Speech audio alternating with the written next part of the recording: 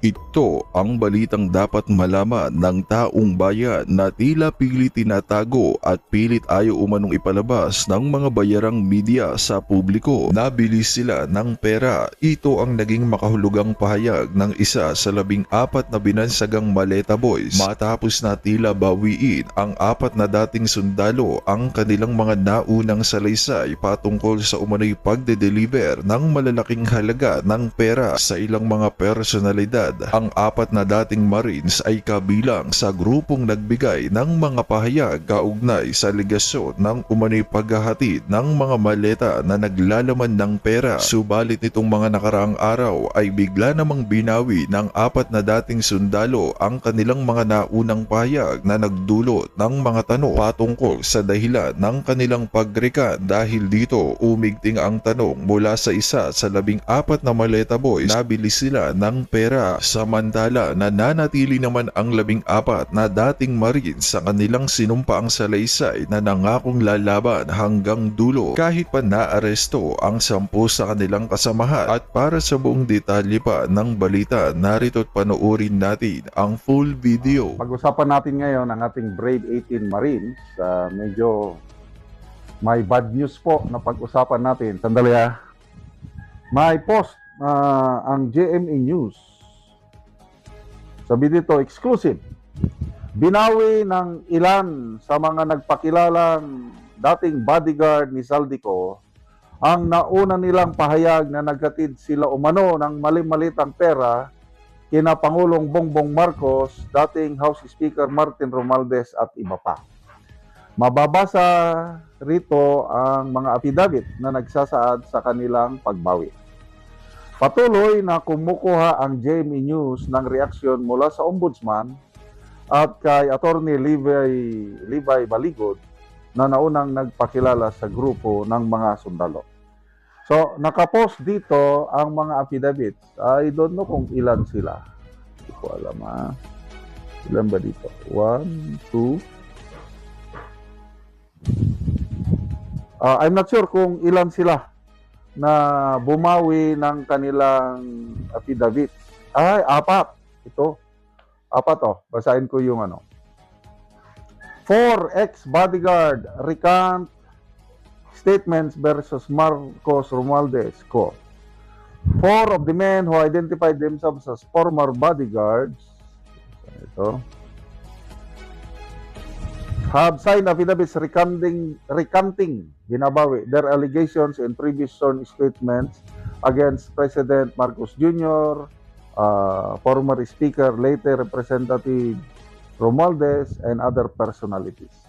According to Umalis report sa 24 Oras, the four men said they were recanting their earlier statements, claiming that their previous allegations were not true. We just want to recount, sabi nila, we're taking back our previous statements. We just want to live quietly. We are facing cases and threats to our lives. Before, they didn't show their faces on camera, citing threats to their lives. So, they presented separate, newly executed affidavits and provided GMA News copies of videos showing the documents being notarized. The four men claim they signed the earlier joint affidavit because they have allegedly been promised financial assistance. There was a promise made, sabi nila, for financial assistance. For instance, they said we can afford not to work for 2 years. Then there would be security for our families, sabi nila. As what they were allegedly promised in exchange for, they replied, kapalit po sa ginawa na pina-joint affidavit kami. 3 of the men told GMA News they had signed affidavit submitted to the office of the Ombudsman. Anyway, tinanong ko, to be sure, tinanong ko sa isa sa Brave 18, yung leader nila, but hindi ko na banggitin ang pangalan. Totoo ba na binawi ng testimonya yung 4? Ang sagot niya, yes sir, totoo. Nabayaran sila ng malaki. Sabi ng nakausap ko, mag-press conference kami nina Attorney Baligod mamaya. So, sa original na 18, 14 na lang ang naiwan. Ako, nag-expect na ako na darating pa ng ganitong mangyari. Kagaya yung nangyari kay Orly Gutesa. Very solid yung testimony ni Gutesa para sa akin. Believe ako sa kanyang mga payag. But then, hindi natin maiwasan pressure para sa pamilya. Binawi niya yung kanyang testimonya. At ngayon, hindi na siya nagpapakita. So, ako, hindi na ako nabigla. Itong 4 na bumawi. Tao lamang sila. So, kung ano mang nangyari, sige na lang. But, yung pagbawi nila, nagsimula kay Gutesa, binawi niya. Itong 4, binawi. Anong ibig sabihin nun? Does that mean na wala talagang nangyaring bigay ng malita? Siguro sa court of law, posible, excuse me, mababawasan na yung bigat ng ebidensya. Lalo na sa yung sabi ng ombudsman na magsasampa na siya ng kaso laban kay Romualdez, na binanggit pa rin ng Pangulo sa SONA na malapit ng sampahan. Baka ito na ang isang dahilan na hindi na matutuloy yung kaso kasi nga binawi ng 4. Sa makita nyo, yung, I don't know how do I call it, script. So, the more na magduda ko na hindi na matutuloy yung kaso kay Romualdez dahil sa pagbawi ng 4 na Marines nito. So, hintayin natin yung press conference ni Attorney Baligod.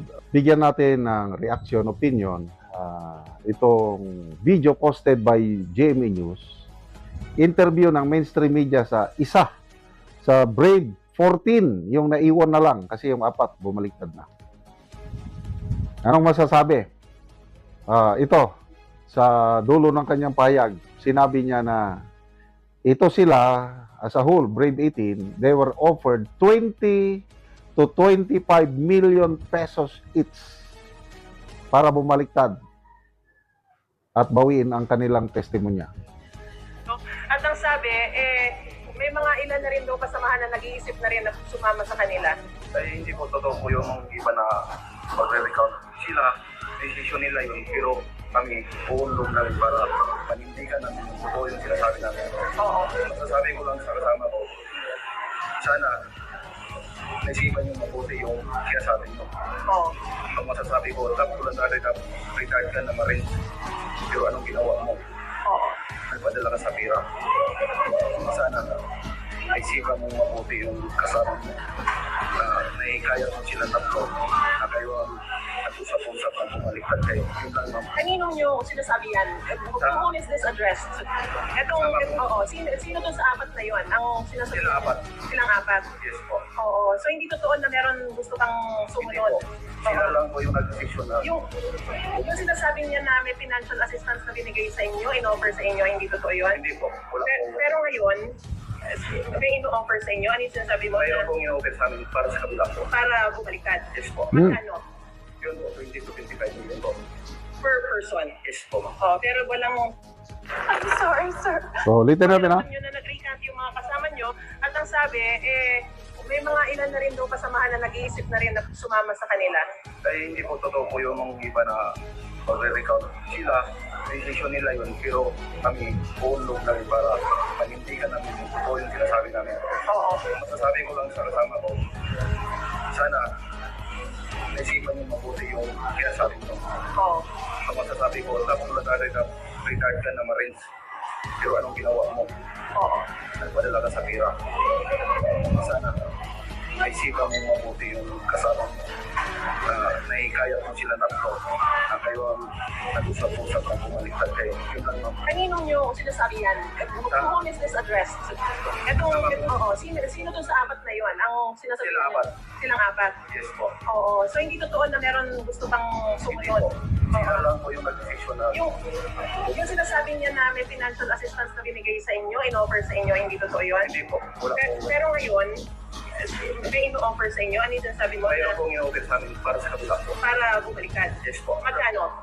Yun po, 20 to 25 million po. Per person. Yes po. Yan. 20 to 25 million each ang offer. So, I don't know kung yung apat na bumaliktad ay kinagat nila yung offer. Laki naman nun. Ang sabi ni Attorney Baligod, nagpaalam yung apat. Yung apat na yon may isang leader, yung retired Marine sa yung pangalan niya, may idea ko, kailang hindi naman nila pinangalanan. Basta hindi siya na-discharge o ano, basta retired Marine siya, magandang pagka-ano niya. So sabi ni Attorney Baligod na intindihan niya ang rason dahil nadala na sa presyo. Yung isa sa kanila, yung naiwan na, yung Brave 14 na lang ngayon. Kasi ang apat nalagas na I don't know how do we call it. Baliktad 4. Ang apat bumaliktad. Ang 14 remaining. Ang isa sa 14, nag-text sa akin. Sabi niya, sir, mabuti na lang na i-record ko yung pag-offer na nila sa akin ng pera.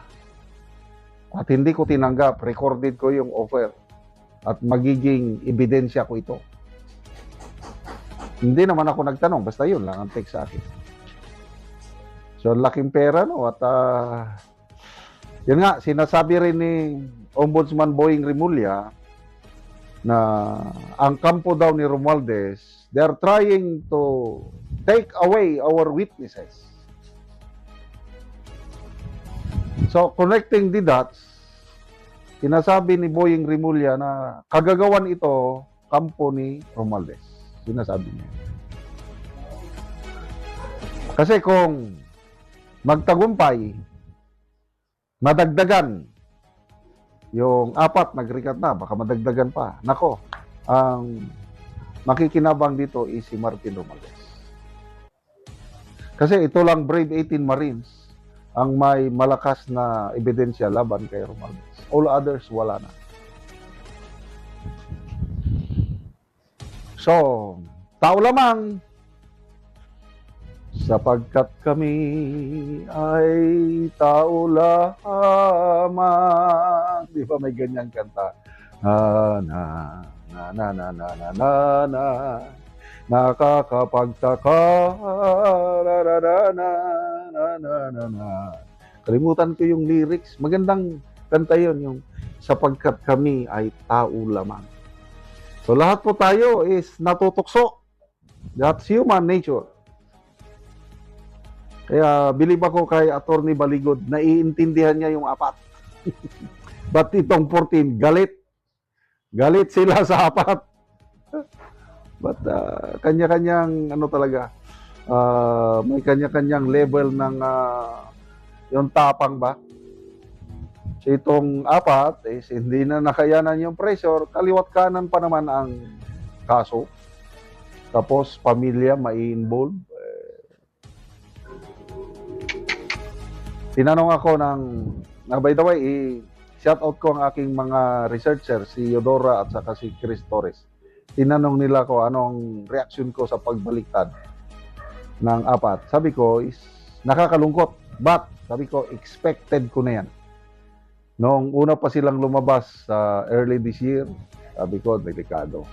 Baka may kung anong nangyari kay Master Sergeant Gutesa, posible ring mangyari sa kanila. At ito na nagkatotoo na yung aking hinala. Itong Brave 14, ipagdasal natin na sana wala nang malagas. Kailang dahil nga tao lamang sila, baka madagdagan pa. Biruin mo yan, 20 to 25 million. Ang laking pera nyo. baka ganun din ang nangyari kay Master Sergeant Orly Gutesa. Bigyan natin ng reaction, opinion itong post ng Abante News Online. Tungkol ito sa pagbaliktad ng 4 sa Brave 18 Marines, binabawi nila ang kanilang testimonya na hindi na daw sila nag-deliver ng malay-maleta kay Pangulong Marcos Jr., Speaker Romualdez at iba pang personalidad. Ito yung payag ng isa sa kanila, si Rosbert Makasasa Waupan. Tinangakuan kami ni Attorney Baligod ng malalaking halaga pag naging matagumpay ang scam na ito. At bilang katibayan, sinabi pa nito na sina Congressman Defensor at Senator Marcoleta ang magsisiguro ng lahat. Yan ang payag ng isa sa kanila. Inasa ko ang mga reaksyon ng taong bayan. 25,000 ang nag-react, 18,000 ang tumatawa, 5,600 lang ang nag-like. Ibig sabihin, mas marami 18,000, that's 80%. 80% pa rin sa nag-react ang naniniwala sa pahayag ng Brave 18 Marines. Kahit binawi na nila ang kanilang testimonya. Tapos may nabasa ako dito sa comment, dito, poor man, sabi nito, laking bayad ni Lacson yan, ipapatawag na yan sa Blue Ribbon para may nagawa sila mga team ni Ngagba, alam na ng laro niya. Yung, sabi ni Johnny Buduan, isa sa mga Brave 18, yung mga 4 na yan na dati na naming kasama na naglahad ng katotohanan sa korupsyon sa ating bansa, ay mga nasilaw sa pera, kaya sila ay bumaliktad. Okay, so what will happen now? Ano ang gagawin ngayon ng Blue Ribbon Committee hearing sa pangunguna ni Senator Erwin Tulfo? Nung una, sinabi, mag-move on na tayo. Huwag na tayong mag-imbestiga sa flood control scam na yan. Ang opinion ko, nakikita ko, gustong i-exploit ngayon itong pagbaliktad ng 4 nito. Kaya nakikita ko, opinion ko lang, na magpapatawag ang Blue Ribbon Committee hearing para pagsalitain ang 4 na ito. Ano sa tingin nyo? Kasi ito na yung pagkakataon para masira pa nila tuloy ang credibility ng Brave 14 na lang ngayon. Kasi ang 4 bumaliktad na eh. Ito na yung pagkakataon para sa public opinion, sa mata ng taong bayan, masira nila itong Brave 14 na naiwan. Ako, excuse me, nung nagsimula pa lang mga ito, paglantad, nakita ko na. Kaya ako, hindi ako nabigla na darating ang araw na may babaliktad. Kasi nangyari na kay Master Sergeant Orly Gutesa. May nangyari, and according to Attorney Baligod, pumirma ng affidavit si Orly Gutesa, binabawi lahat ang kanyang sinasabi. Kasi natatakot daw siya sa kanyang pamilya. So itong 4 na ito, I believe na ang malaking dahilan niyan is pamilya. Kasi kahit anong tapang mo, kung pamilya na ang nakasalalay, mawawala yung tapang, matutunaw yung tapang. Ito, konting dagdag kalaman. Nung Vietnam War, nung natalo na yung South Vietnam, nag-take over yung Communist Vietnam, merong isang colonel na ayaw magpasakop sa Communist Vietnam. So yung colonel na yon, with his men, itinuloy ang laban. yung democratic government pa rin ang gusto nila. Ang ginawa ng Communist Vietnam, ito nabasa ko lang na article ha.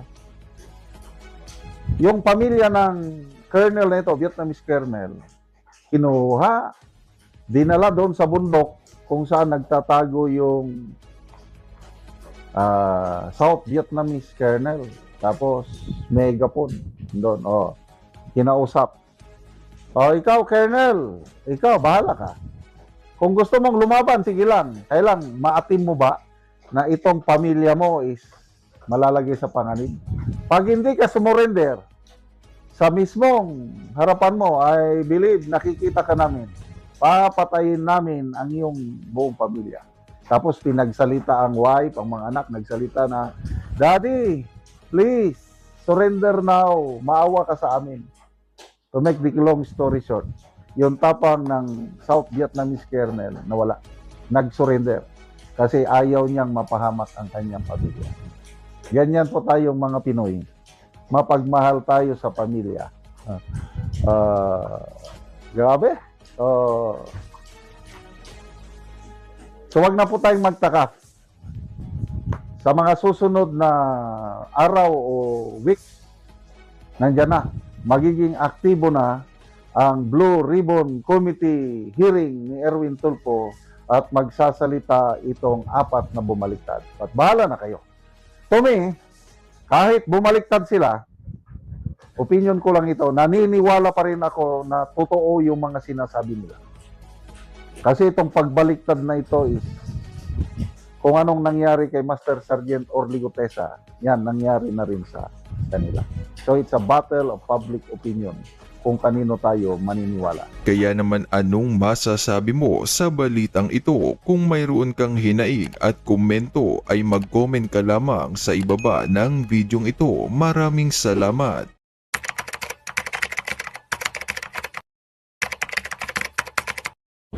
Ito ang balitang dapat malaman ng taong bayan na tila pilit tinatago at pilit ayaw umanong ipalabas ng mga bayarang media sa publiko. Nabili sila ng pera. Ito ang naging makahulugang pahayag ng isa sa 14 na binansagang Maleta Boys matapos na tila bawiin ang 4 na dating sundalo ang kanilang mga naunang salaysay patungkol sa umano'y pagde-deliver ng malalaking halaga ng pera sa ilang mga personalidad. Ang 4 na dating